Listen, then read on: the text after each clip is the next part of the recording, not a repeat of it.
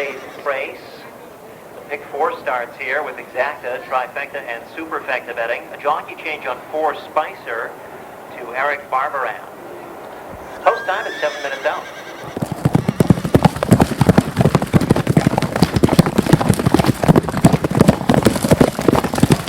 Zeus, Socrates, you must tell me, who are these ladies singing this amazing song? Are they some new breed of female idols? No. They are the heavenly clouds, magnificent goddesses for men of leisure. They grace us with our intellect, argumentative skills, perception, hyperbolization, circumlocution, pulverization, and predomination.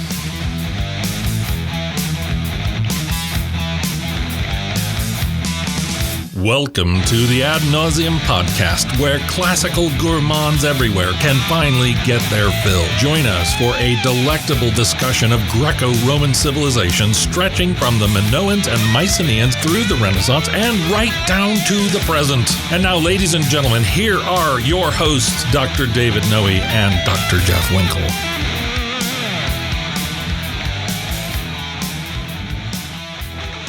Welcome, Ad Nauseam listeners, to episode 208. As always, my name is Dr. David C. Noe. I'm down here in the bunker, the vomitorium. This is Parnassus Central, our final resting place, with my good friend and fabulous co-host, Dr. Jeffrey T. Winkle. How are you, Jeff? I'm freezing. Did you step cold. outside today? I did. It's crazy. Yes, I went to the place of instruction and I returned, and Yes. It is so cold. So cold. I had to fill up my car with gas this morning, and my hands nearly fell off, gloveless, just standing out for 3 minutes. They say that when you try to, fill your car, when you try to fuel it when it's this cold, Yeah. that it's Sisyphean. Yeah. Because it takes up less volume, right? Something about gas laws. I don't know who it is, but so you could be standing there forever trying to pump that tank full, right? Yeah, it would never reach. It did take a very, very long time. Yes. And I was dying out there. So this is my trek to the bunker down here was epic. The abdominal snowman. I met him around every corner. Is this polar vortex now? Yeah, something like that. Big Arctic blast. The good news, though, I suppose, is that Winter Olympics are coming up. Are they really? Or as I like to call it, Snooze Fest. Do you watch the Winter Olympics? I watch a little. I'm not crazy. What do you watch? I like ski jumping. You do. Always kind of secretly kind of it's hoping because for the danger for a crash, involved. Right? Yeah. No, I find that kind of fascinating. But no, the Winter Olympics is not my favorite. No. I mean, a little luge and bobsled. It's interesting fun. that you bring that up, because I find that when it comes to that, where you're going downhill at a high rate of speed, you're laying on that thing and steering with your toes. Yeah. I think that's how to describe it. Not the bobsled, but the other one. The luge, yeah. Yeah, you might say that you win some, you luge some, right? Wow. You just dropped that. You just came up with that, didn't you? I've been preparing that all week. But that's it. I'm not much of a Winter Olympian. No. I vastly prefer the summer games. I think you and I are both we like track and field. Absolutely. Love that stuff. Yeah. What would the Greeks have thought about the Winter Olympics? I'd like to know. I think they probably would have thought snooze fest. Yeah. There's nothing. There's not a combative. Okay. And I think maybe they would like hockey. But there's nothing. Oh, you're right. There's no kind of warrior Hockey is ideal. kind of like the pancration, isn't it? Exactly, right. Do we have to wear these gloves? We could cause a lot more damage without them, right? Exactly, right. But I'm trying to think, like what an ancient Spartan would have thought of, like ice dancing. No. I don't think so. Yeah. Yeah. So what was that opening bit with the horse sound and all? What is going on with that? Well, we are talking today about Aristophanes, the famous ancient Greek comic poet's play, The Clouds, which centers around a young man who's gotten into a lot of debt because of his gambling on horses. Oh, my. So that is the link. Yes, right. So I think this is the second Aristophanes play that we've done. That's correct. We talked about frogs a long time ago. Well, we also had Diane Arntzen-Sfarland on to talk about her translation of some other plays, including the frogs. Right. But it has been quite a while since we've touched on Aristophanes. Now, what is the reason for that, Jeff? What would you say? Well, I don't know. There's no good reason. I love Aristophanes. I'm kind of surprised it's taken us this long. Right. Do you have it looks to me that you have a reason in mind. That I'm fishing for something? Yeah. Ice fishing, you might say? Yeah. Well, the reason is pretty simple. Yeah? I don't work blue, as the saying goes. Okay. You know what I mean? Yeah, I hear you. The jokes that are too easy, specifically the sexual ones, I just can't work in that vein. I don't know if it was my somewhat puritanical upbringing or just my my conviction. Now, I don't mind a good a good scatological reference. Oh, there's plenty of those here. I like to separate out the bathroom humor. Yes.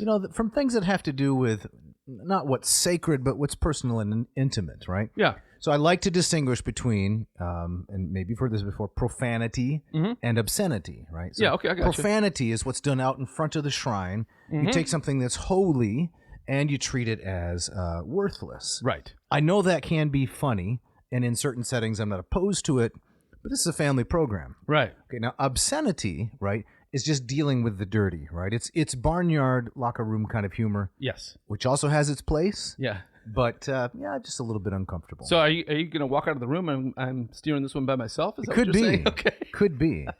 You never know. Yeah. You know how temperamental I am. Yeah, I could, do, I yeah. could just up and just quit. Yes, I think that it not really along those lines, but just kind of a telescopic view out of that. What I think I find so fascinating about Aristophanes is his ability to mix the extremely low Yes. with the extremely high. Yes, Right. I like that too. And so I think that's probably one of the reasons that he survives and survives fairly well. Right. If it was just all toilet jokes, Right. and I don't know how much we'd be talking about Aristophanes. No, right? definitely not. Right. There's real artistry here. Yeah. So this week, Jeff, I was interviewed by another podcast. Oh yeah, you told me about that. Yeah. What was that and, about? It's called Homeschool Conversations. A lovely woman, Amy Sloan.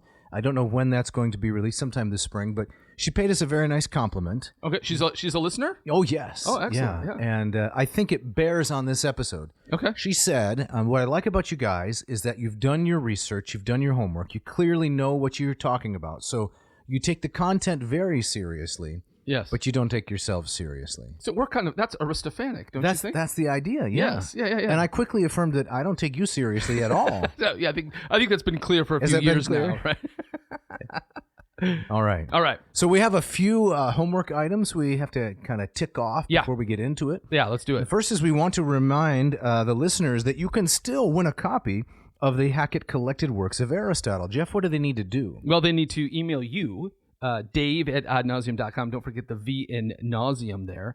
And if they put the secret code word, what's the code word they need It's to put in? Kontos. Kontos, all right? Kontos. And that's because Pavlos Kontos, along with CDC Reeve, is one of the editors.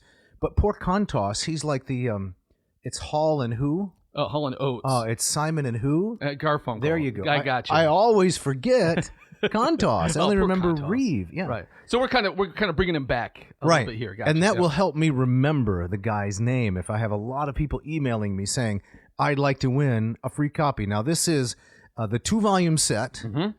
The only difference between this and the previous one we gave away is no slipcase. No slipcase, So you might have to make your own slipcase. which is fun. If you really ask, we'll send you a packet of popsicle sticks Yes. and some of that Elmer's glue. And you can make your own That's carrying correct. case. Right. There you go. So Exactly. dave@adnauseum.com and put in the subject heading Kontos. Kontos. Yes, yeah. But yeah, get your interest in. This is an amazing amazing collection. Amazing set. And if you have any interest in the classics, you're going to want this on your shelf. It's great. And no core agenda, Jeff. Wow, how did that happen? I don't know. I'm hoping maybe during this episode we can slip up a few times. Is Local Will on vacation? I don't know. Is that what's going on? Remote Ron? I'm not sure what they're What's doing. going on? But- They're sleeping at the wheel. Yeah. So Aristophanes Clouds, and Yes. I understand that you have our opening quote, I Dr. did. Winkle. I do. I found this just kind of looking around this morning. This comes from an article from now 38 years ago, 1988, Wow. from the volume of the journal Greece and Rome.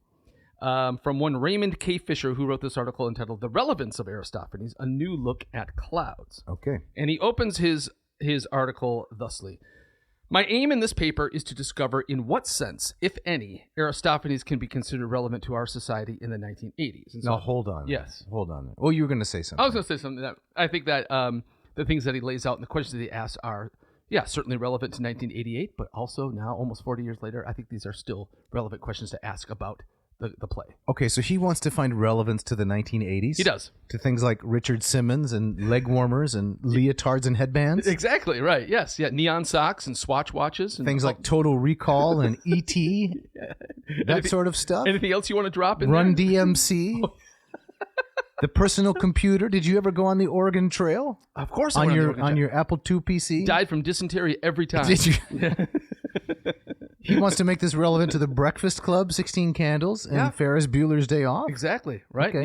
Yeah. Hairspray, Right. and maybe like culotte rolled up pants. That's right. Yeah, Man, exactly. those were the days. Those were. How much Aquanet did you use? Oh my God, I'm getting a little misty-eyed being all nostalgic. That's right. Right. Yeah.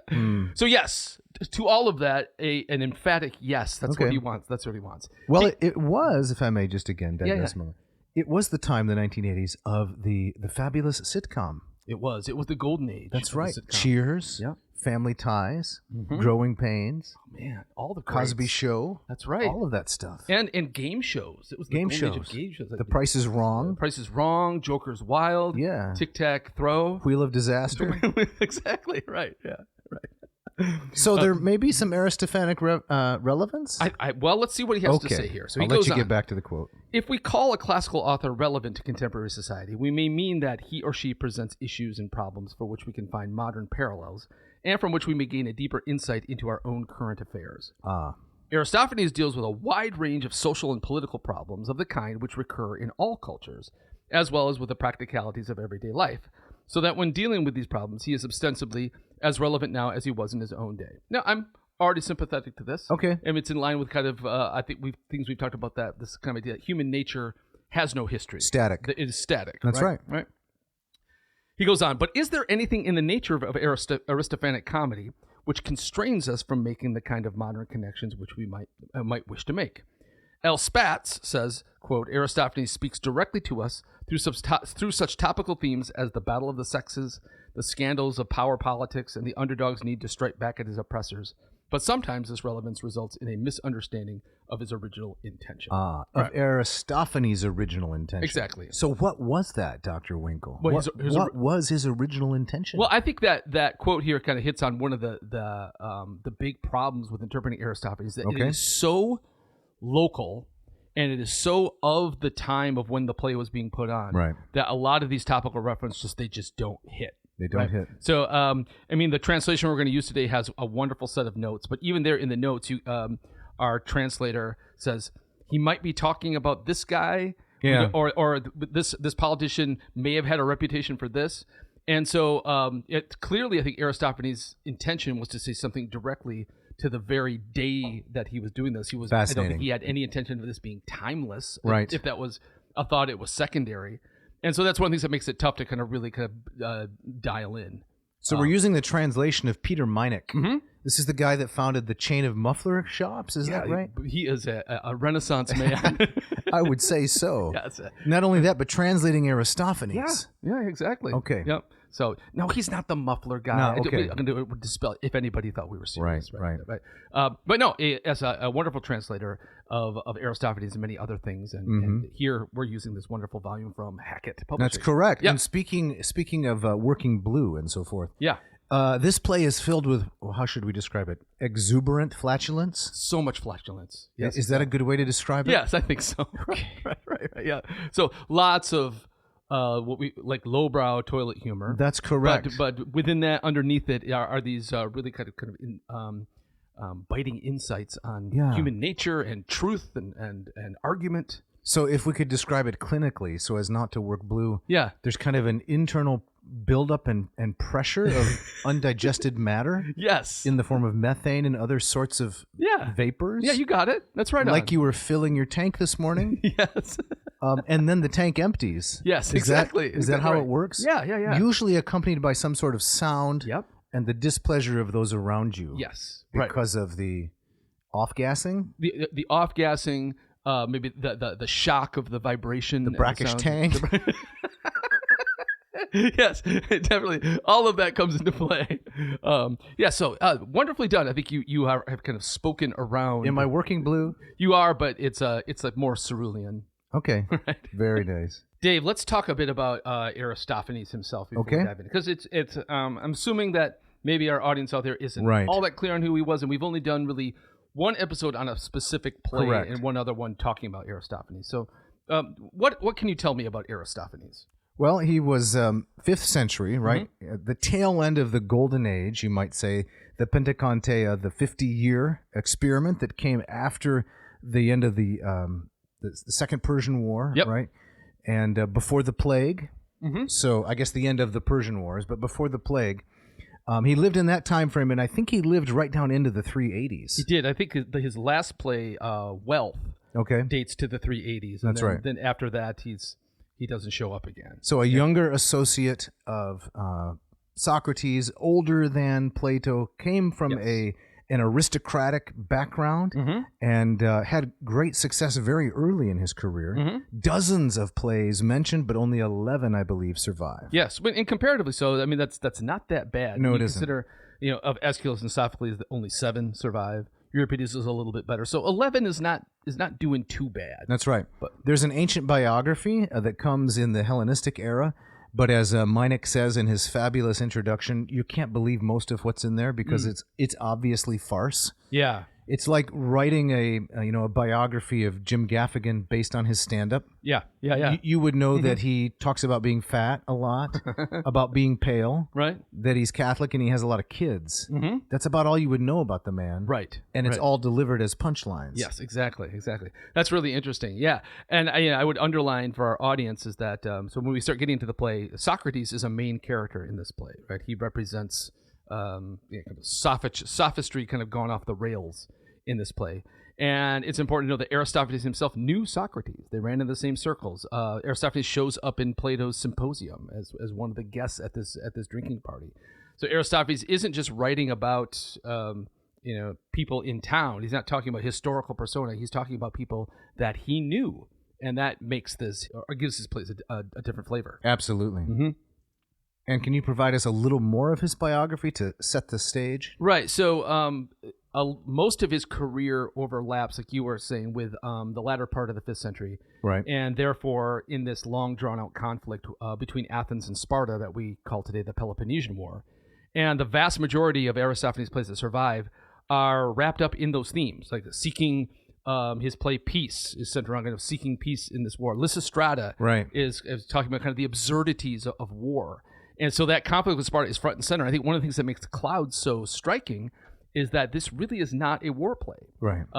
It was first produced in the 420s, I believe, and I think I think even Meineck says like it's only in line 7 where one of the main characters mentions the war, and then it ceases to be an aspect. So that's quite striking, and it's also interesting. It's the only Aristophanic play that we know that he revised. Okay. And so the version that we have, the Greek version, I think Meineck says is we think it's a partially revised version, not fully revised.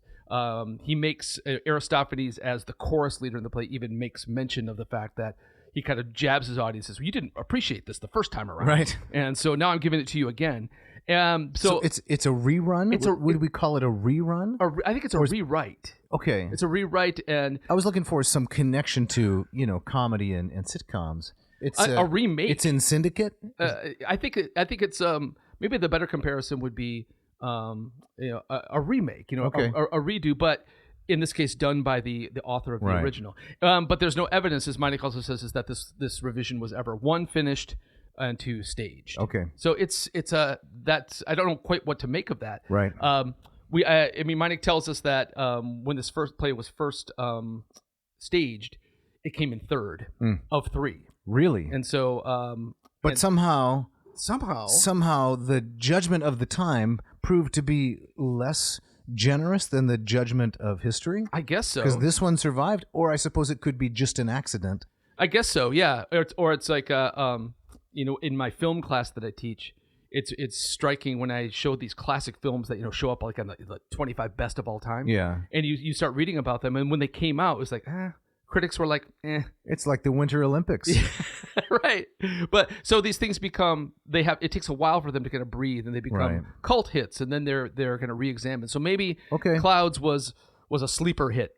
Or maybe just an accident. Maybe just an accident. But clearly Aristophanes himself thought this didn't deserve 3rd place. Yeah. And and in these ancient dramatic competitions, this was 3rd of 3. Yes. Right? This wasn't 3rd of 25. This wasn't really a bronze medal. This was last place. Last place. So my sense is that Aristophanes says, no, this is gold, and I need to rework this and bring it back. And he was right. I think he was right. Yep. So Meineck, in this brilliant introduction, he has both a general introduction to comedy, and then he has introductions to each of the 3 plays. Yeah.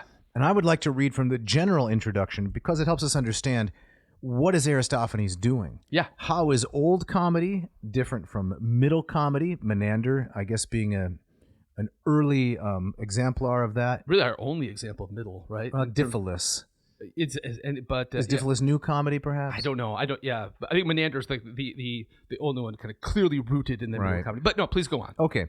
So he says on page 8, page 7, that's a Roman numeral 7 of the introduction, quote, Aristophanic comedy is not the sort of comedy with which we are familiar. Situation comedy, comedy of errors and manners, plot and subplot, romance, with an emphasis on the familial and domestic. If I can just digress for a moment, I have a good friend. He knows who he is. His name is Joseph, and he says he does not like comedies of error. Really? Okay. Ever since he made that comment, I now cannot watch any comedy of error and enjoy it. Really? It just sticks in my craw. Well, did he have an argument, or just because he doesn't like it, you don't like it now? I don't understand. The argument was it's absurd, it's ridiculous, it's low, it takes no imagination, it takes no creativity, there's no artistry, right? The case of mistaken identity. Yeah. And so I was watching Frasier, right, with my daughter, and it's all comedy of error. Okay. One mistake after the next. So you don't. It's so absurd, and you have to suspend so much disbelief. That's right. that gets in the way of enjoying it. That's right. So I'm happy suspending belief for things like fantasy. Mm-hmm. I can believe that a golden ring makes you invisible. Yeah. I can believe that you're being hunted by 9 ghost riders, right, chased through the tiny place where all the little people live. Right. but put that in a comic setting, and the suspension of belief or the suspension of disbelief seems like more of a stretch. Interesting. And so that just ruined every comedy of error for me now, because I think he might be right. And I used to really enjoy comedies of error. Yeah. And I'd like to get back to that point. I don't think it's possible. I think the toothpaste out of the tube now, man. Oh, interesting. Can you carry on with the quote, please? He says, quote, I would rather ask the reader to imagine a dramatic combination, you ready for this, of the slapstick of the Three Stooges, the song and dance of a Broadway musical. Yep. That's where he lost me. The verbal wit of W.S. Gilbert. Is this Gilbert and Sullivan? It's got to be. Okay. Or of a television show like Frasier. The exuberance of Mardi Gras. Right? So people eating, taking their clothes off, dancing, throwing things. Yeah. Who knows what. The open-ended plot line of The Simpsons. The parody of a Mel Brooks movie. The political satire of Doonesbury. Or I suppose we could say Scott Adams. The recently deceased. Yep. Or your favorite editorial cartoonist. The outrageous sexuality of the Rocky Horror Picture Show. And the fantasy of J.R.R. Tolkien. Wrapped up in the format of a Monty Python movie. That's very well said. Do you think he's going too far? No. Because every possible genre is thrown in there. Right. Now, I'm wondering kind of what year he wrote this, because I think there is a modern corollary that answers almost all of those. Really? I think that South Park I thought you were going to say is our modern Aristophanes. Never seen an episode, as you know. Yes. But it is very Aristophanic in that the humor can be very crude. Yeah. Can be very sexual. Okay. But can also be making kind of biting comments on the issues of the day. So Okay. I wonder if I'm guessing this was probably pre-South Park. I wonder what Meineck would think about that. Yeah, I think this was early 90s. Yeah. Okay. So to continue, Aristophanic comedy is fantasy, says Meineck, or farce rather than pure comedy. It depends not on complicated plot or subtle interaction of characters, but on the working out of a great idea. The more bizarre, the better. For example, the sex strike that stops the war in Lysistrata, or the establishment of Cloud Cuckoo Land in Birds. Imagine a fantastic idea, wind it up and let it run, watch the logical or illogical conclusions that follow, and let the whole thing end in a great final scene. Now, how does this stack up against your problems with comedies of errors? Does Aristophanes, like for you, there's too much absurdity that you have to accept to buy in? Well, no, absurdity and error are different things. Okay. So it's not that it's fantastic, but that the humor is based upon people mistaking their setting, mistaking the identity of the person they're interacting with. That's what you don't like. Yes, Gotcha. or not. And I didn't say I didn't like it. I said that my friend Joseph has ruined it for me by pointing out how easy it is to make up such humorous situations. Gotcha. So it's the lack of skill Correct. in creating that kind of comedy is part of what ruins it for you. That's correct. Yeah, okay, and that's I don't fair. think Aristophanes. Now Terence, right? Terence is comedy of error. Plautus is comedy of error with the Amphitrio. Right. Right. There's two guys that look exactly alike. One is Amphitrio and one is Jupiter. Yeah. And they get exchanged. Exactly. And it's the direct influence on Shakespeare's comedy of errors, right? Correct. Yeah. So you have no that's not going to be your go-to if you find that scrolling through Maybe. Netflix. Maybe. Now that I have Shakespeare on my side, maybe Joseph will just have to lump it. Ooh, okay, exactly. Yeah. All right.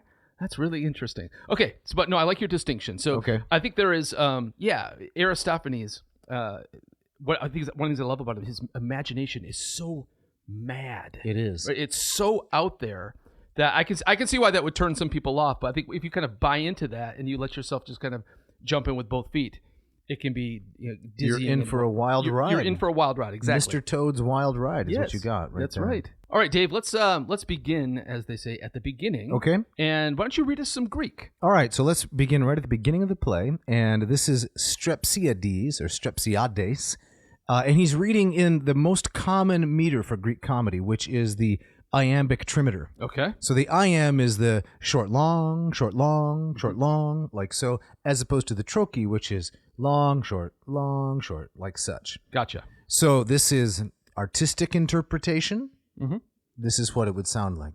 Iu, ozeo basileo, tochre maton nukton hasan, aperantan udepothe meragenesetai, kaimen palai galektuana seku sego, hoi doketai hrenkusen alukan protu, apoloya de to poleme palon hunaka.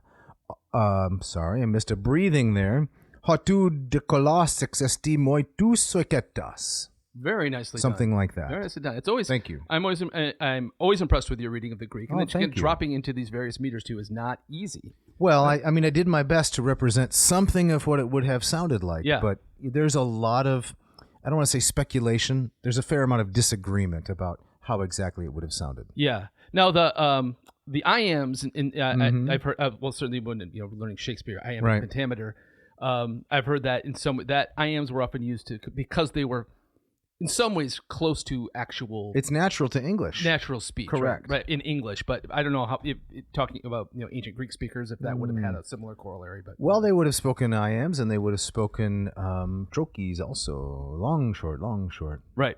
So- Interesting. Well, shall I give a translation Yes, of that? Or please. I'll give Meineck's translation. Let's have Meineck's. So the first Greek words what was that? Eu, You. which Meineck translates oh, right? These are expressions of discontent. Yes, right? pain or something. Yeah. So Strepsiades says, oh, Zeus Almighty, what a night! It's never ending. It must be morning soon. I thought I heard the cock crow hours ago. Just listen to those blasted servants snoring away. Back in my day, they'd have never dared to sleep in. Darn this stupid war. It'll ruin us. I can't even beat my own slaves anymore in case they sneak off and hide out in enemy territory. Nice, nice.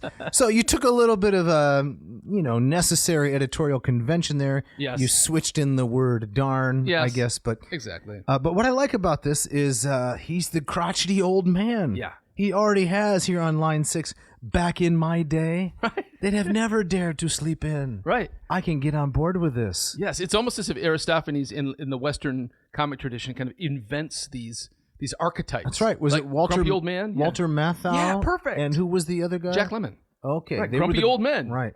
Now, as you age, do you plan to get grumpier Oh, or I find myself like a little more absurd? every morning I'm just that much more I know. crotchety. Right? The kids eat all the cavatappi? yeah, exactly. What are you going to do? Constantly screaming for people to get off my lawn. That's correct. Yeah. Shaking your fist in the air. Yeah, it leaves little time for anything else. But yeah. So that's Strepsiades or Strepsiades. Yes. And he's pointing to his kid, who is Phidippides. Phidipides. Yes. Yeah. Yes, exactly. And that's who he's very upset with, right? And his name means something like terror of horses. Something like that. Yes. And the story about the young man is it's pretty funny. You want to continue on there? Yes. With Strepsiades? So Strepsiades is so first he's he can't sleep. We should mention his name. Strepsiades means like the twisting turning guy. Right? Yeah. And one of the jokes here is that's exactly what he's doing when we first see him. Right. He's tossing and turning in bed. Right. Can't sleep. So he's upset with the servants, the slaves sleeping in, and now he's looking at his kid Phidipides. And he says, "Just look at him. quote, refined young gentleman. Would we use kind of scare quotes there? Yeah, exactly. All right. Refined young gentleman. He'll never see the sunrise. He'll just carry on, blissfully farting away under his 5 fluffy blankets. So there's a little bit of alliteration there.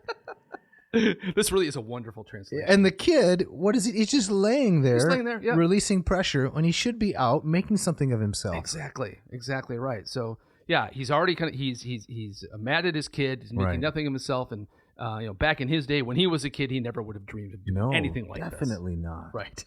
Continue on, please, onto page 10. Yes. He goes, "It's all right for some. Oh, I'll just try and bury my head and ignore the snoring. But this doesn't work. Right. Says, it's no good. I just can't sleep. I'm being bitten by debts and eaten away by stable bills. Why? Because this long-haired son of mine." There we go. Those long-haired kids with their rock and roll. Well, that's because they were imitating Spartan norms. Oh, that's right. The Spartans loved to have the long tresses. They were like Legolas, right?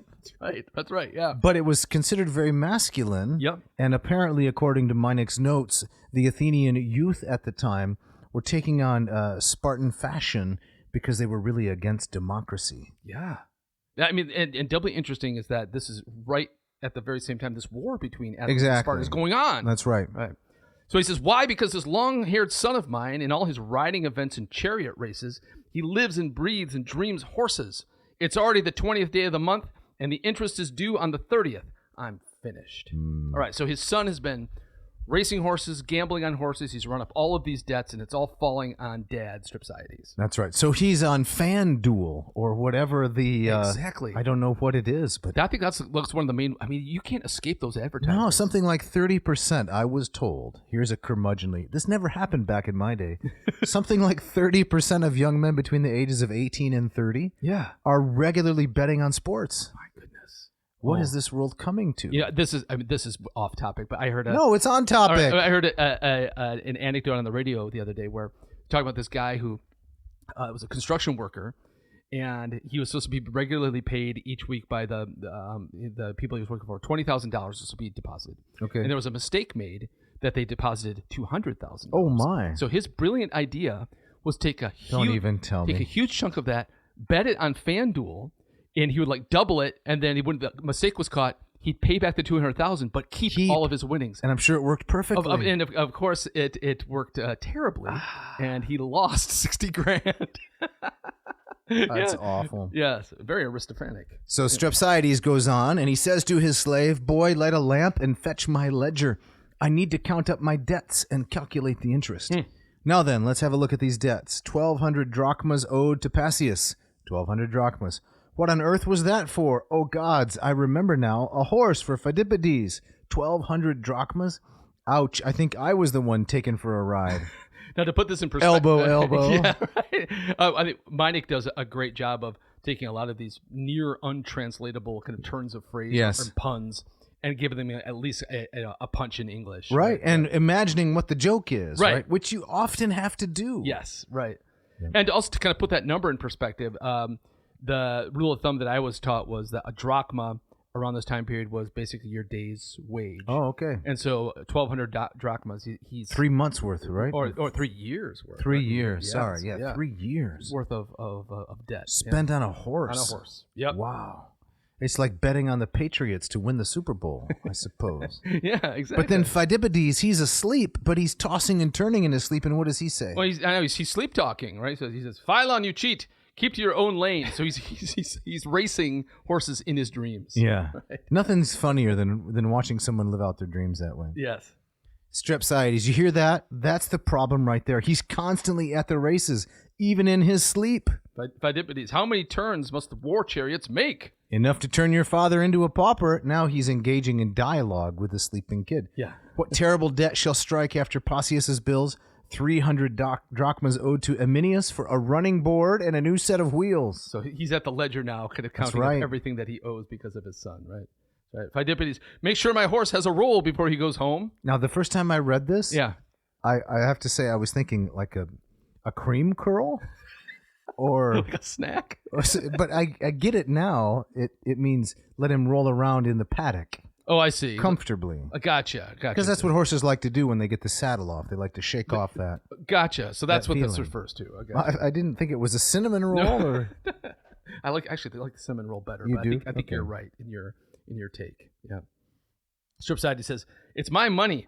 Those horses are rolling in. While I am saddled with lawsuits and debts, and my creditors can't wait to seize my property." All right. So this sets up the central problem in the place. This is the exposition. Yes. Now we know the basic plot, right? Right. The conflict. Right. So father is really upset with his son. He's now buried in debts. There's no kind of practical way to get out of this, so he has to come up with some kind of absurd, ridiculous way Right. to do this, and that's where Socrates and his controversial school come in.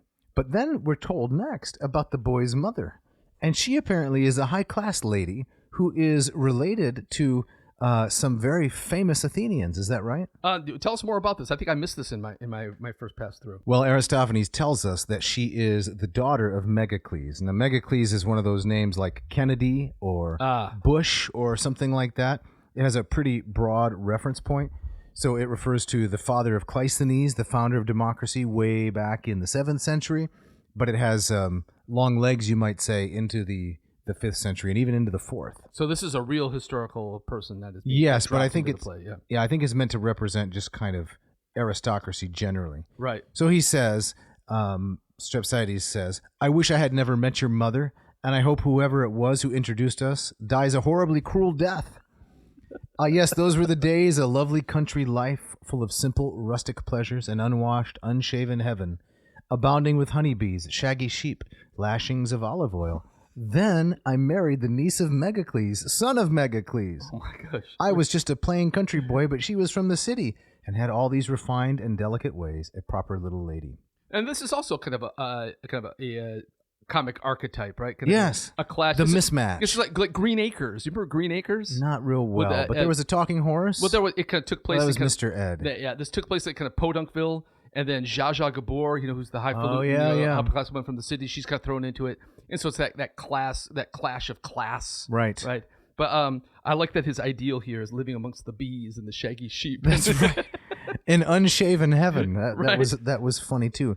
But then when they got married, if you look down on page 13, right, then they have to decide what to name the boy. Yeah, this is a struggle. And there's some comedy there. You want to read for us, please? Sure. He says, "The wife and I could not agree on the name for the boy. She wanted something upper class and horsey, a name with hippos in it." So hippos in ancient Greek means horse. Correct. And that was often associated. Well, if you were wealthy enough to give up some of the food of the household to feed the horse, it probably meant you were very well off. That's right. So it's kind of waspish, you might say, right? It's like Winterbottom or something like that. Exactly, right. Lord Higgins. So his wife wanted a name with hippos in it, like Xanthippus or Chirippus or Callipides. Right, which means yellow horse, happy horse, or lovely horse. Lovely horse, yes. He says, "But I wanted to name him Phidonides after his grandfather, a good old-fashioned thrifty name." And as Meineck's note says, Phidonides means something like the son of thrifty. Coupon cutter. Yeah, Coupon Cutter the Third. Yes, exactly. Right. We argued for ages. You want to continue there? Yes. Then we eventually reached a compromise and gave him the name Phidippides. So it's a combination of Right. what they both wanted. Horsey Coupon Cutter. Right? Perfect. And it says, when he was little, she used to take him in her arms and say, "When you grow up, you'll be a rich man like Uncle Megacles, and drive a chariot through the city wearing a beautiful golden robe." So part of Strepsiades' deal is that he has kind of a resentment. Later on, Just a little. Phidippides says, "Well, I'll just get money from my uncle." Right. And of course, Strepsiades, that would just be a greater shame for him, right? Correct, because he wanted his son to be thrifty and old-fashioned. Yes. But he married above his rank, you might say, and she will just go to Uncle Megacles to fund it all. Right. But I would tell him, when you're big, you'll be just like your father and drive goats down from the mountains wearing a lovely leather jerkin. I can't wait till it's jerkin weather. Yeah, it's robe weather, golden robe weather is long gone. Let's get back to the jerkins. But he never listened to a single word I said. It was like flogging a dead horse. Yeah. Very nice. Yeah. And now the household accounts have a severe case of galloping consumption. So, yeah. I mean, I don't want to pause and dig through the Greek here, but I wonder how many, specifically, horse puns that Aristophanes is piling up here. Yeah, that's what right. Meineck's translation suggests, right? Mm-hmm. So I've been up all night trying to concoct a plan to get me out of this mess. And I have found one drastic course, an extraordinary supernatural trail. If I can only persuade the lad to take it, I'll be saved. Now then, let me think. What would be the gentlest way to wake him up? So he goes over to the kid. Whispers in his ear, and what does he say? He says, Fight-a-poo, fight-a-poo, little fight-a-poo. And he wakes up and says, What do you want, Father? Give me a kiss. Take my hand. All right, what is it? Tell me, son, do you love me? By Poseidon, god of horses, of course I do. The kid is so obsessed with horse racing. All of his oaths are Poseidon. Are horsey. That's exactly. right. That in his dad. I don't want to hear about the god of horses. He's the very reason I'm in this mess. Listen, son, if you really love me, will you do what I ask?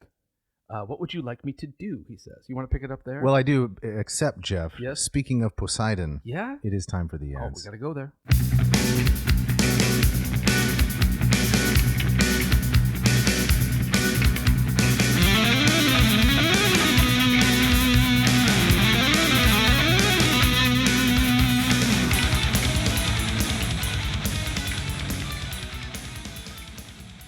This episode of Ad Nauseam is brought to you by Ratio Coffee. Dave, when you got up this morning, I'm just making a prediction here. You got up, you ground some beans, you put them in the cone. Cook some eggs, ground some beans. Yep. I try to do several things at once. Yep.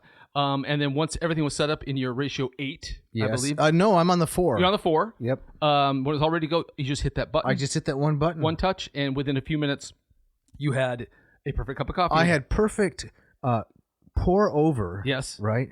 As though it were done by some fabulous barista. Mm-hmm. But it was automatic. Yeah. I didn't have to hire the barista, pay their dental insurance. Right, exactly. All of that sort of thing. I just pushed the one button and it was done for me. And the 4, it's compact. Correct. Sits nicely on your countertop. It's also beautiful like its older brother, the 6 and the 8. Yeah. Yep. I have the 8, and this morning, as I always do, I too had some grounds the night before ready to go. Mm-hmm. So I stumbled blearily into the kitchen this morning. That's right. All I had to do was lurch forward and hit that button. You off-gassed, I assume? Lots of off-gassing taking place.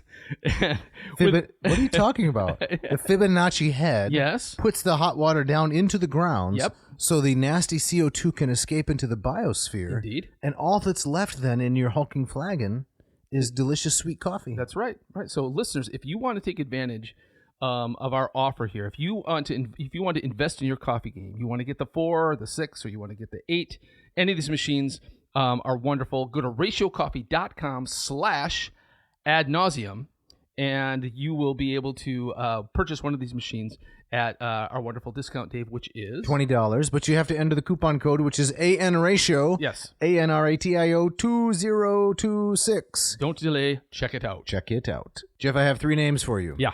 Aristotle. Yep. Ovid. Yep.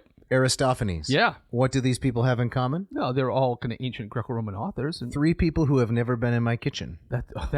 Yes, that was my next guess. Yes. And they're all available at Hackett Publishing, Hackett. You can get the collected works of Aristotle by Kontos, that's Pavlos Kontos, and Reeve, or you can get the Meineck translation of... Oh, Aristophanes. It's the clouds, and what are the other 2 in this collection? The birds. Birds and... The other one. Yeah, the other one. That's correct. Okay, exactly. We'll find that in a minute. Yeah. But you can also get 2 different translations of Ovid.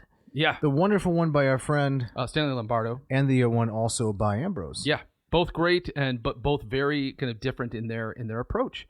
What I love about Hackett is that multiplicity, that kind of the choice that they give you in an attractive package and a very affordable package. They've been around for 56 years now, and they've been with us for over 5 years. But it's going to be expensive, right? No. Unattainable? No, not at all. They push a lot of buttons? No, none of that stuff, Dave. If you go to hackettpublishing.com and you pick out your books and you put in this coupon code AN2026, you're going to find that you are purchasing these excellent, erudite, attractive, affordable volumes at a deep discount. It's going to give you 20% off, and it's going to give you free shipping. That's right. I found out the title of the 3rd play in the Meineck collection. Yes. This is going to sting a little bit. Yeah. It's the Wasps. Wasps. Yes. Yeah. Nicely done. Yes. Check it out. Check it out. This episode of Ad Nauseam is also brought to you by our dear friend Della Chelpka. Jeff, are you ready for art that truly speaks to your story? I am. I'm tired of art that speaks to other people's stories. Had it with that. And doesn't capture the people, the places, and the moments that I cherish. No.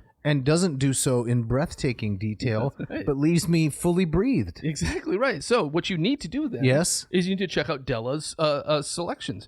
Della has showcased her work in multiple galleries, illustrated books, and is often commissioned for standout projects. You can see her current works at her website, dellachelpka.art. Now, how do I spell that? That is Della, Della, and Chelpka, CHELPKA.art.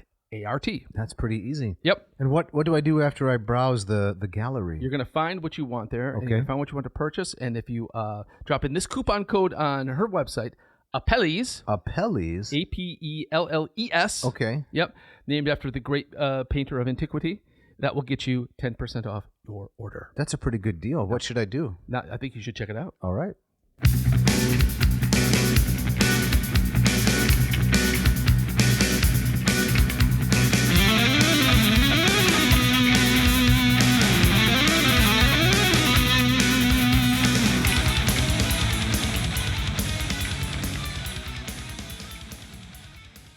Jeff, we're back into it now. Yeah. And we have yet to meet the chorus. Yes, we have. We still got a little bit to go to get there. Don't right? bore us. Get to the chorus, as you like to say. Yeah, exactly right. But we do need to set up the kind of the hook, Okay. so to speak. And so Stripsiades, The premise of the whole play. exactly. So he's got an idea. Stripsiades has an idea for his son Phidippides about how he might get out of these debts. Cancel all the horse racing debts. Yes. And What so, is the plan? So he says to his son, the cliffhanger before the ads was Phidippides asking his father, well, what would you like me to do? Right. And his father says, turn your life around right now. Do what I say and go and learn. Learn what? Will you do it? I'll do it, by Dionysus. Great, says Stripsiades. Now look over there. Do you see that tiny doorway in that funny little house? Phidippides, I see it. What are you showing me, father? That, my boy, is the house of clever souls. The Ponderatorium. Ponderatorium, yes. That's like the vomitorium. Yeah, I like that. This is tough frontisterion, right? Yes. The little think shop. The little think shop, yes. It's Ponderatorium. How do you feel about that translation, Ponderatorium? I like it a lot, actually. You do? Yes, right. Partly Okay. because it reminds me of Ponderosa. Do you remember? I do remember Ponderosa. You know what the word Ponderosa means? What does it mean? Overweight. That's very fitting. It's the noun pondus, right? Yes. Pondus ponderus, which gives us the English word pound. Yeah. But then it is the adjectival form, ponderosus. Wow, my goodness. I ate there a lot as a kid. Right, so but basically the name of the restaurant was Fatty. Basically, but Yeah. no, the origin of it is it's a famous ranch. Right, The right. Ponderosa Ranch. Down on the Ponderosa. That's correct, where they raise beef. But there's a certain irony there. Yes. Anyway, Yes. the Ponderatorium. The You keep Ponderatorium. reading Strepsiades, maybe I'll read Phidippides. Sure. So let me finish Stripsiades, and then you can pick up Phidippides. So Stripsiades says, the men who live there are able to talk us into believing that the universe is a casserole dish that covers us all, and we are the hot coals nestling inside. Now, I have to admit, when I read Yes. that, I said, Dave is going to love that. Oh, I love it. How did you know? Because I think you find, as I do in here, I think casseroles are funny. The word casserole is funny. The whole concept. Scrape out of the refrigerator whatever you can find, Right. dump it in, put Yeah. some kind of cover over it, Yeah, some tinfoil. bake it, Right. and then when people ask you what's in there, you can say what's not in What's there. not in there, exactly. It'd be easier for me to say what's not. Exactly. Right. So yes, the universe is a casserole dish that covers us all, and we are the hot coals nestling inside. What's more, for a small fee, these gentlemen, they will teach you how to successfully argue any case, right or wrong. Okay, so now we're getting to Okay, the heart. Phidippides. Who are these people? Well, I'm not sure I know their names, but they are all gentlemen, good and true, and fine philosophers of the finite. Ugh, I do know who you mean. That god-forsaken bunch of pasty-looking frauds going around barefoot. You're talking about Socrates and Hierophant. And so here, two real people. Right. Socrates, I'm sure everybody's heard of. Hierophant was one of his early associates. His lackey. Yes, So exactly.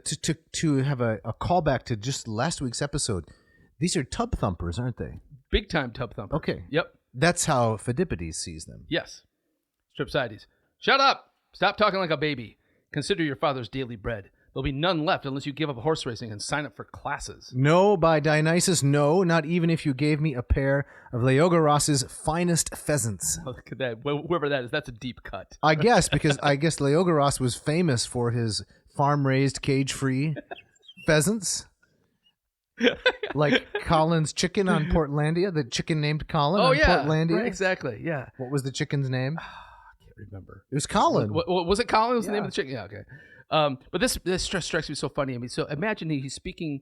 This play is before an audience, and he assumes, probably rightly so, that everybody in the audience knows about Legolas and his pheasants. Yeah. The amazing thing is that it's still funny, even though it is so specific. So specific, yeah. Please, my darling little boy, I beg you, go and be taught. But what do I need to learn? I have heard it said that in this house reside two different kinds of argument. One is called the superior argument, whatever that is, and the other is known as the inferior argument. Some men say that the inferior argument can debate an unjust cause and win. All you have to do is learn this inferior argument for me, and you can talk your way out of all the debts I've incurred on your behalf, and I won't have to repay a single obol. No, I won't do it. How could I bear to show my pallid face to all my friends in the cavalry? Wild horses couldn't drag me in there. Then get out of my house, by Demeter. You'll not get another crumb out of me. And it goes for your chariot stallion and your branded thoroughbred. I've had enough of your horsing around. I'll just go to Uncle Megacles. He'll make sure that I'm not without horse and home. And this is where Pheidippides bolts out the door. That's right? correct. So the relationship's broken. It is, right. But Strepsiades goes after him. Yes, he says, I'm not down and out yet. With the help of the gods, I'll enroll at the Pondatorium and learn it all myself. And then so he walks out. Oh, I'm just a stupid old fool. How on earth can I be expected to learn all those hair-splitting arguments at my age? I'm far too old, and my mind's certainly not what it used to be. So he decides that I can't get my kid to do it. I'll go do it myself. I'll go to the think shop and learn it all That's myself. right. Yep. I can figure out all the syllogisms, how it is that inferior argument can win cases, making the weaker argument the stronger one. Exactly. But he's old. That's the problem. Right, and that's what's going to make it really funny, too. Okay. Yeah. So what does he say next? He says, no, I have to do it. It's my one and only chance. No more delaying. I'm going to walk right up and knock on the door. Which he then does. He does, yes. And then he encounters one of the students. One of the students. Yes, exactly. Right. And Strepsiades quickly gets, Jeff, he quickly gets kind of an example of what's going on in the Pondatorium. Right, so this student finally kind of takes him in. Right, come on in, okay, you've been persistent. Right, and then he's all excited to tell Strepsiades about this new research that Socrates has been doing. Can I read the part of the student? Yes, please. And you can continue as the crotchety old man? Right, so because you're a couple years older than I am. I am, exactly, so I'm feeling this role, right? All right, so Strepsiades is allowed in by the student, and he introduces himself. He says, I am Strepsiades, son of Phaedon, from Caecina. Obviously an uneducated idiot. Don't you realize that you thoughtlessly banged away at the door with such force that you may well have caused the miscarriage of a brilliant new idea on the verge of discovery? I'm very sorry. I'm from far away in the country. What was it that may have miscarried? Now, this is funny because he's from out in the country, but as we've just learned, the think shop is basically across the street from where he's living. The student says, only students may be told such things. It is the sacred law. Oh, it's quite all right. You can tell me. I've come to sign up as a student in the Pondatorium. Very well, but remember, these things are holy mysteries and must be kept secret. Just now, Socrates asked Chaerephon how many feet a flea could jump, calculating the equation of 1 flea foot for a foot. This question came to Chaerephon's mind, as the flea in question had just bitten his eyebrow and leapt onto Socrates' head. And I love how Strepsiades is immediately, he's all in. Yeah. And he asks, how did he measure the distance? Expertly. He dipped the flea's feet in some melted wax, and when it had dried, he carefully removed the molds, producing a pair of Persian booties in miniature.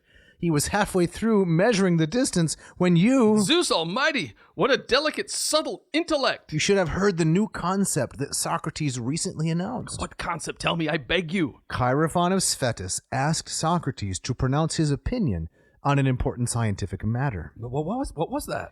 Whether the hum of a gnat is generated via its mouth or its anus. Really?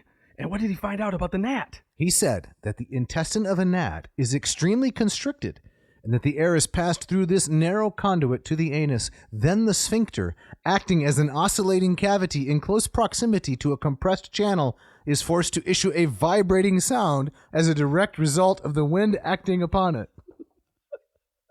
So a gnat's arse is a trumpet. Who'd have thought it? What an amazing display of rectomology.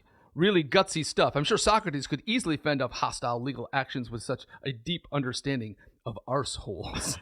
So we got a pretty good look then at what Aristophanes thinks goes on inside the Pondatorium. Exactly. Now, this imaginary place. Right. So listeners who are new to Aristophanes or maybe know something about Socrates might be wondering, this is or thinking, this is not the Socrates that I'm familiar with. This is a radically different Socrates than we find, of course, in the dialogues of Plato. Well, they could go back to one of our previous episodes, like a daimon in the rough. Oh, yeah. Brother, that's right. can you spare a daimon? And I don't remember the other one. We were talking about the Apology. Exactly. In which Aristophanes is actually mentioned. Because, this play is mentioned, yeah. Yes, because Socrates is saying, I think the common impression that Athenians have about me comes from some comic poet or another, meaning this particular play. Right.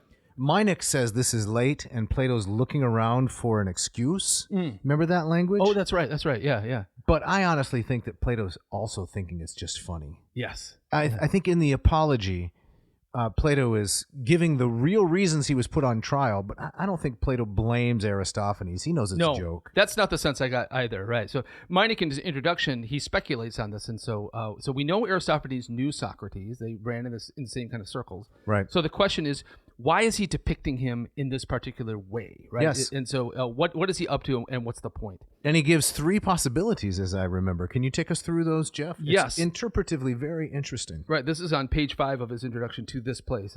So this leads to the larger question, what was Aristophanes' purpose in this? A number of approaches have been followed, which can be summarized briefly as A, hostility and malice, so he just has it out for Socrates. Right. B, pure comedy, with more than a hint of appreciation for Socrates, and C, an us against them mentality. The first approach, That's the malice. yes, has commended itself to those who see Aristophanes as a traditionalist who hated anything new, demagogues, Euripides, intellectuals. And there's definitely some of that vibe in There's that Aristophanes' plays. feeling. How serious it is, I don't know. Right. As a man who saw new ideas in art or in science as essentially dangerous. The main problem here is that the old men in the play, Strepsiades and Superior Argument, are hardly paragons of virtue or intellect. Right. And if the new is being compared unfavorably to the old, then the old fails to live up to any standard. Right. So just to break that down a little bit, Meineck gives three interpretations, right? Mm-hmm. A is Aristophanes feels real malice towards Socrates. Yep. Because Aristophanes is an arch-conservative traditionalist, and he believes Socrates represents societal chaos and disorder. Exactly. Yep. Okay. Very well said. The contrary, Meineck says, is that the representatives of traditionalism in his plays are kind of fools. Yes, exactly. Okay. What's B again? So he goes on. So it says there's much to be said for B. That is, this is pure comedy, and it's kind of it's also kind of a bit of a love letter to Socrates at the same time. So it's good sport, Yes. right? I know, in other words, I know Socrates is not really this stupid, but I'm kind of exaggerating. Like when you draw a caricature of a famous person, you emphasize things that are actually their best feature, like the nose is too large, the chin is too broad. Exactly. Right. Okay. So Meineck goes on to say there is much to be said for choice B, most eloquently stated by Murray. I have mentioned that both Socrates and Aristophanes have newness, wisdom, and cleverness in common, and the sympathetic picture of Aristophanes in Plato's Symposium reveals a comedian with affinities to the Socratic circle. At one point, Alcibiades, in the Symposium, even refers to the picture of Socrates in clouds with no hint of rancor. Mm-hmm. Some have objected that this requires a cynical disregard on Aristophanes' part, that he would knowingly caricature falsely a man known to him, but Aristophanes' skill is precisely that, willful distortion and exaggeration. Let me pause there for a moment. Yes. Listeners might know Alcibiades from such episodes as Cad to the Bone, Oh, yeah. which was yours. But what is your title? But what is he saying specifically here about the caricature that Aristophanes is making of Socrates? This is under interpretation B of comedy, right? Yeah. I mean, he's saying that it's this is done by someone who was an intimate, if not a friend, of Socrates, and so it's a loving portrayal, a kind of a jab to the ribs, but there's nothing intentionally malicious about it. Right. Yeah. Like when I was a guest on that podcast and I talked about you. Is that how it went down? I can't say. You'll just have to listen when it comes out. Right. What's the third interpretation? Letter C? So Meineck says, I have less sympathy with C. It argues for an Aristophanes who really did not understand the difference between Socrates and a sophist, or if he did, that it did not concern him a great deal. On this view, Aristophanes is the spokesman for us against them, where them includes poets, philosophers, politicians, etc. Socrates is a representative of the abnormal and thus good comic material. Whether the caricature is fair or not is not really the point. He says, my problem here is that Aristophanes is hardly the average man, but rather a superior poet who saw himself as the brilliant teacher and savior of the city. He is really one of them, one of the sophoi, not one of the hoi polloi. Interesting. Okay. All right. Yeah. So I'm with Meineck. I think that choice B is probably the best. Of the three, it's the best way to see it. Yep. Yeah. If he has correctly identified all the possibilities. Yeah. Yeah. True. Seems like the second one, it's comedy and it's a kind of a loving homage, but played with buffoonery. Right. That gives the most credit to Aristophanes' skill. Yes. Whereas the other two treat him as really less than the kind of poet that could have lasted this long. Right, exactly. It kind of reminds me of kind of his portrayal of Dionysus in yeah. Frogs, right? At once a buffoon, but ultimately one who comes around that acts in the best interest of the city. Correct, and actually doesn't evidence any hatred for Euripides. It's all in good sport. Yes, exactly. Euripides comes off quite good compared to Aeschylus. Who's very crotchety. Indeed, very crotchety. Yes. Indeed. Yes. Well, Dave, I believe Yes. we're going to have to finish this play off in a part 2. Yes. And that's means, because people are banging to get in here. Yes, I think you offended them in some way. I did. It was probably the Winter Olympic Committee. They're The WOC. right, exactly. They did not like that you called it the whole thing a snooze fest. That's right. And they've had it, and so they're coming after you. So that means we got to wrap it up quick Okay. and get out of here. But before we get out of here, Dave, I'm sure our audience would love to learn some Latin or some Greek, learn how to read that iambic trimeter, whatever that was. That's what it was. And you can help them. I can. Please go to latinperdiem.com. Check out my introductory Latin courses, which take you ab initio from the ground up, or my introductory Greek course known as Moss Method, which takes you from neophyte to erudite. Thank you, Jeff. We have 4 different modules. 3 are active. The 4th is in the works. And this is a comprehensive Greek course. There may be better courses out there, as I've liked to say, but in terms of value, I think it's unmatched. There's deep, and I would like to say rich, intense pedagogy, but it is not overpriced. You can learn at your own pace. You can join the office hours. We had some just this morning with students from the Netherlands, from New York, from Georgia, and from California, and from right here in Grand Rapids, all getting together, reading some Xenophon. That's part of the course. That's what you get when you purchase is Real Time with Me. So please check that out. Yeah. And you can use the coupon code, which is 10+, 10PLUS, to get 10% off. Fantastic. Excellent. And we got some people to thank too, Dave. We got Mishka, our wonderful engineer, who turns this around so quickly and gives us that audio sheen that is so impressive. Makes it sound really nice. Yeah. Well, she clearly is a graduate of the Pondertorium. Well, without a doubt. What about this Jeff Sheets guy? Yeah, so this is our Kansas City friend who can really play that guitar like he's ringing a bell. Yes. And he gives us the Thrill Seeker at the beginning and Rush Hour for the bumper music. Very grateful to Jeff. Thankful to him for his generosity. And check out his music, Jeff Sheets, SCHEETZ. You can find him on Spotify, maybe Pandora, Apple iTunes, I don't know, but he's out there. He is out there. Yes, check him out. And hey, listener, if you want a shout out, you want you have an idea for a show, you got a complaint, you want to try to go toe to toe with local Will or remote Ron, you can write to Dave at adnauseum.com. Don't forget the V. Or Jeff at adnauseum.com. Don't forget the V. There is a V in nauseum. You want to find it there. Don't forget to sign up, right, for your own copy of the Aristotle's Collected Works by Reeve and Kontos. Yes. Send me an email. Put Kontos in the subject heading. We know what we're doing next week. Yes, we are. Episode 209. Yep. Part 2 of The Clouds. That's right. And I'd like to say that I think I made it almost all the way through this episode. Without a single cloud pun, I believe. Wow, so you're gonna have to make up for it next time. You might say I missed my opportunity. Man, nicely done. Thank you. And Dave, I believe you have our gustatory parting shot. Yeah, it's from Marcus Aurelius, Meditations 6:13. I was going to read some Greek, but I think I'll skip it. I'll just read the translation by Gregory Hayes. This is an odd one, as is much of Marcus Aurelius. So I'd like to get your take on this. This is from Gregory Hayes' translation of 2002 in the Modern Library. Marcus Aurelius says, "How good it is, when you have roast meat or such like foods before you, to impress on your mind that this is the dead body of a fish, this the dead body of a bird or pig." So he's saying this is what you want to do. It's what you want to do. I don't know why. That's really interesting. I actually quite enjoy doing quite the opposite. Well, I've never been confused. I never thought I was eating one of them live. Right. Is it supposed to tell me that if the tables were turned, this could be me? I remember my own mortality when I'm eating a pig. There's some kind of stoic lesson embedded in this somewhere. I guess so. Yeah. Yeah. Just pass the bacon, I would say. Indeed. Thanks for listening. Thanks.